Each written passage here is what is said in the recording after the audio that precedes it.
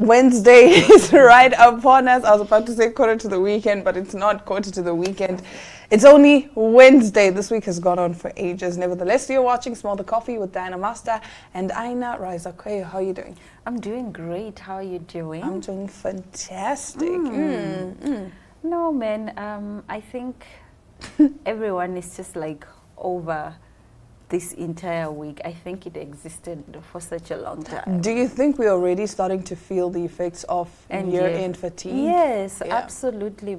And in my opinion, I feel like this year hasn't been that long. If anything, this year flew by.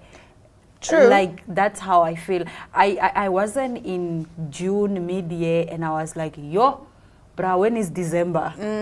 I feel like the year rather really went by fast. Maybe not for some people, but for me, it surely did, just fly by. I think so too. But you know what? I believe, well, they did release a survey that said that the globe is spinning a little faster. Yeah. Even though they were like, no, you won't be able to feel it. It's like, no, we're feeling it. Have you noticed how fast an hour goes by? Have you? It like in the blink of an eye. So I feel the same because I'm like, it's already my birthday? That's crazy. Because it just seems like a few months ago that it was my birthday, but it's already been like a whole year. So it's one of those things where it's like, really and truly, this year is flying by. There's a movie, Spy Kids, I think it's called what? I forgot, but it's got something to do with time. Where basically time was just spinning faster, right? And the person who was doing it didn't think that people were noticing. So my sister always makes a joke like, Diana, what if we are in that Spy Kids movie? Because, they'd wake up and then like it was progressively going faster. So it would start with, okay, you know what? It feels like a normal 24-hour day. Then now it starts to feel like a 12-hour day. Then it's just wake up and it's already nighttime. And that's when they were like, nah, something is definitely up. So my sister always makes that joke. And I'm like, you know what? It does seem true. Yes. Because why is it now time is moving so fast? Just now we were popping champagne saying it's 2024. And then in 3 months or 4 months we're going to be popping champagne to say it's 2025. How many years? Not years. How many months do we have left? September, October, November, 3 months. 3 months? Yes. You lied, yes. dog. Oh yeah, September is the 9th month, yeah. So 3 months left. 3 months until December. Isn't that crazy? That is wild. Yeah. That is the wildest thing. So time is moving by really, really fast. And if you haven't gotten your wake-up call to get moving on whatever things that you need to do, this is your wake-up call. And I think, we are really experiencing end-year fatigue, I think, at this time. And it's a normal thing. It's normal to feel tired. I mean, the year has been long. You are 8 months down the line, 9 months down the line. Surely you're going to be tired. You're going to be very tired. There's a lot of things to do in life. You have family, you have friends, you have neighbors, you have a job, you have yourself to take care of. And all these things can take a toll on you, be it physically or maybe mentally, even financially. Yeah. So it's advisable to just take it easy on yourself. Take a step back, relax, go on a vacation, rest if you can. Try to have weekends where you absolutely don't do anything. Yeah. I think that's where I'm at. Like, there are weekends where I just don't do anything. There are days where I just sleep and I just sleep. That's why binge watch maybe all my trash television things that I like. I make a good meal. I bath very early. And then you just go relax in bed. That's my ideal weekend as well. It's what I was saying. Like, this past weekend was a hectic one for me. And I don't like weekends like that. Because my weekends are time for me to regroup, refocus. And then just be like, you know what? Because during the week, you're so busy with everything else. So let me rest on my Saturday. I guess it's the frontal lobe fully developing that is stopping us now from turning up and going out. But also, like I was saying, we've now reached that point where, because the year is flying by so fast, you will look back and say, oh my goodness, we're already in September. And you haven't accomplished any of the goals, or maybe just a few of the goals that you set at the beginning of the year. This is proof that they say that the best time to start is now. Yes. The second best time was yesterday. I think something along those lines. Start with She is today. This is proof that you can do just about anything. If I, a doctor, can start a hospital with one Panado, and Aina can become a billionaire from selling one sweet. Yes, of course, you are watching Smell the Coffee, and we are going to be getting into some interesting top stories. We are just experiencing some technical difficulties, so we'll be right back just after this break.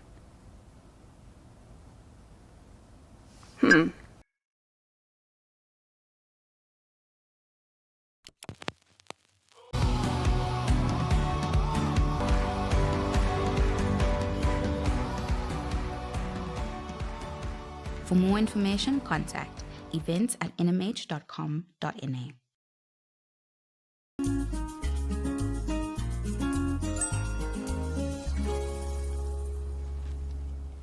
Starting off our top stories, passengers slam airline CEO's proposal to ban flyers from boarding if they've had more than 2 drinks.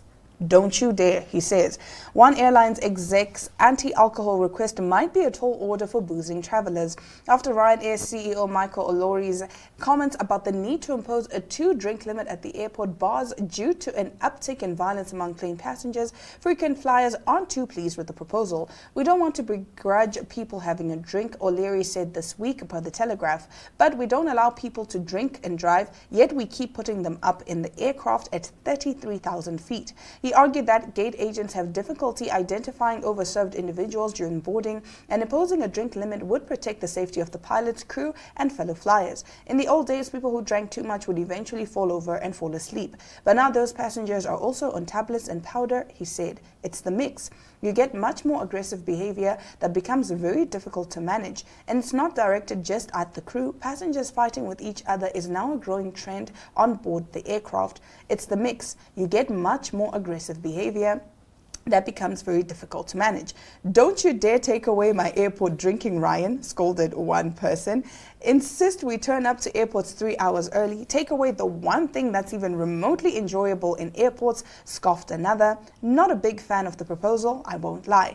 Or maybe just have an absolute zero tolerance and ban anyone getting violent on flights from being ever allowed to fly or leave the country again, argued someone else, writing that plenty of passengers don't start causing fights and getting violent when getting drunk.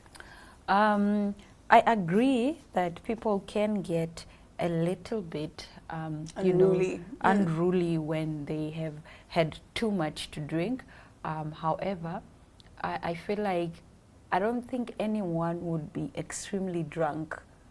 Like, I don't think anyone would be extremely, when you come from a bar where you're being carried, where we are throwing up, I don't think anyone going to fly would be extremely drunk to that extent, because when you are in the airspace, when you're in the craft, does it not irritate you and everything that you start to spin because of? That's why they don't want people drinking, because again, that what's it? They call it what? I have no idea. Vertigo. Yeah, vertigo. When you go up in the air and it messes with your inhibitions, because alcohol already messes with your inhibitions. So now what happens is most start at the airport lounge and then they get on the flight and then they ask for more alcohol. So I don't know. I'm torn, because again, really, it's not like everyone that drinks is going to be aggressive and unruly. And then you get those that are extremely unruly. So maybe, I guess, if you find... Maybe there can be a limit, and then maybe you can drink but not extremely drunk, and then they can have like this blowing the breathalyzers, like to test whether you are extremely drunk or not. And if you exceed the limit of the breathalyzer, then maybe you will be told, but no, how can I be told not to fly when I've paid money? It's just very ridiculous. That's the thing. I guess they'll probably lose customers from that, and people just go to another airline where they're allowed to drink. Okay, but nonetheless, moving over briefly to our next story, Prince William and Prince Harry's feud continues to send shockwaves through the royal family, with some of the people most directly affected, like Kate Middleton, hoping that the brothers can eventually see eye to eye. But Princess Diana's family, the Spencers, wants the brothers to reconcile too. Last month, Harry and William attended the funeral service of Lord Fellows, Diana's brother-in-law, at St. Mary's Church on the 28th of August. While Harry and William didn't speak to each other or interact during the event, a member of the Spencer family sees it as a good sign that their feud isn't beyond repair. I wonder what these two have been feuding about, and perhaps it's now time for us to move on. But I don't think we can ever dictate. It's not up to us to detect when people heal, when true. people decide to forgive each other. I, for one, will not forgive you. So I guess we'll just sit this one out. Yeah, but I, for one, will not forgive you. Whatever you do to me, I will keep that grudge until amen. Until Jesus comes, I will keep that grudge. But I think it's more about the wives, I think. Because that's what rumors were saying. That's what rumors Yeah. were saying. But now, apparently, Kate Middleton, who's the wife of William, is the one that is hoping they could reconcile. It's giving toxicity, because how do I wrong you and then I say, no, but I know we need to heal. Why are we doing this? No, but it's always like that. People who have done you wrong are the first ones to say, you must heal. You must heal. You're being dramatic. Yes, you're being dramatic. You must heal. You must calm down. You must what? All this you must. And it's like, but you wronged me first. In Oshiwambo, there is a saying that on Shiningwa, ihadhimbwa, on Shiningi, or ihadhimbwa. Like the person who does something always forgets, but the person who that something has been growth products.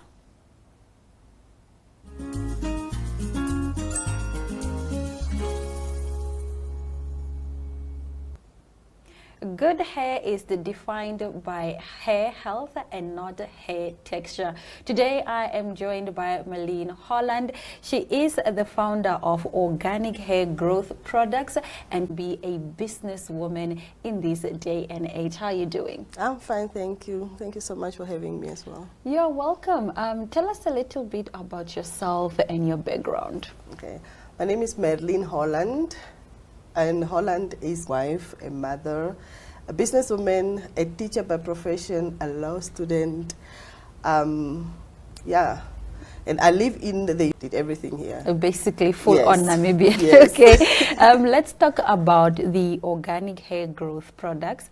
Why did you decide to create hair loss products? Okay, this started as a personal story. After giving birth to my beautiful baby boy, I started losing hair in 2017. Yeah.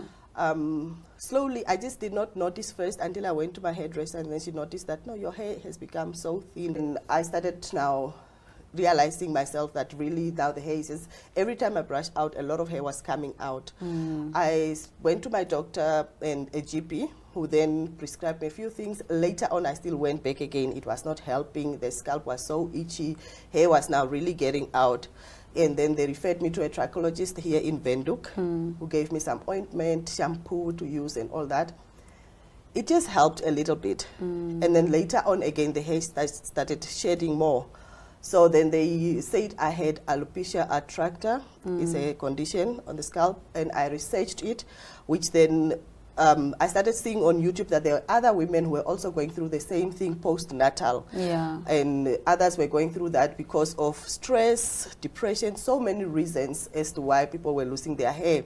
But then there were people who then were showing that, no, it's not a permanent condition. That gave me hope. So I started mixing up, as I was seeing the things, I also started mixing up things in my kitchen, which then helped me, because then my hair then started to regrow. My colleagues also noticed that my hair was now regrowing thick, the root. Yeah. Yeah, and then they asked me, like, no, what are you using? I told them, no, it's just some, I started with carrot oil and olive oils and, you know, mixing different things and aloe vera gel and in my kitchen. So, yeah, that's how it actually started. All right, and you spoke about doing research. Apart from, you know, YouTube, what other research did you do? Okay, I love to write and I love to read. So I just went on Google. I never got any book at all that specifically spoke about that, but then most of the information I got from Google. So I was just researching online about, hair loss and especially postnatal. That was like, because that was the condition I was suffering from. And also when I was told about alopecia areata, I started also researching about it because it was my first time to hear about it. I never heard about it before. So yeah. Okay, and then you spoke about, mixing things in your kitchen. You mixed carrot oil, aloe vera, and all these other things. What are some of the other ingredients that you were busy playing around with in your kitchen to come up then with organic hair growth products? So there were some of the things that I could not get in Namibia, but then rosemary was one, and it was just too expensive for me because then I could only get it from Food Lovers Market or stuff like that, and it's small portion, but it's too expensive. So you have to dry that first before you can be able to mix it with the olive oil. Okay. And I wanted some rapeseed oil, but I couldn't get it as well in a way that I could just mix a lot of it. So yeah, in the oil right now, there is castor oil, there is olive oil, there is rapeseed oil, there is fenugreek seeds, which is also a bit difficult. Now there is rosemary oil, which is from the leaves, because I infuse the leaves into the oil. Okay, so now the rosemary encourages new hair growth from the root, and then there is also fenugreek seeds inside, which. What then can we do to avoid hair loss? And if that's even a thing, what are the symptoms that we should look out for to determine that now we are experiencing, hair loss? Okay, what suffers from it? Men also suffers because then if you cook root, and which is dangerous. Because then if you cook root, and which is dangerous. And another thing also how you can maybe help yourself is your exercises. Who should use your product and where can they get it from? Can I buy it online? Can I buy it in the shop? Do I have to call you to get the oil?